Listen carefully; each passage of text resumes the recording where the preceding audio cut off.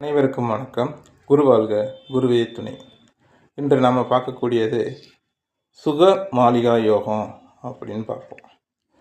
இந்த சுக மாளிகா யோகன்றது லக்னத்திற்கு சுகஸ்தானம்னு சொல்லக்கூடிய 4ஆம் பாவகம் முதல் 10ஆம் பாவகம் வரை, அதாவது 4வது வீட்டிலேருந்து 10வது வீடு வரைக்கும் ராகு கேதுகள் நீங்களாக மீதம் உள்ள சூரியன் முதல் சனி வரை உள்ள 7 கிரகங்களும் 7 பாவகத்தில் அமர்வது சுக மாளிகா யோகம் அப்படின்னு சொல்லலாம்.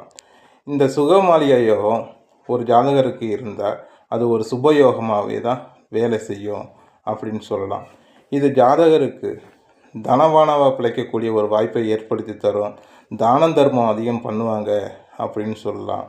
இந்த ஜாதகர் அரசனை போல வாழக்கூடிய ஒரு அமைப்பும் ஏற்படுத்தி தரும் அப்படின்னு சொல்லலாம்.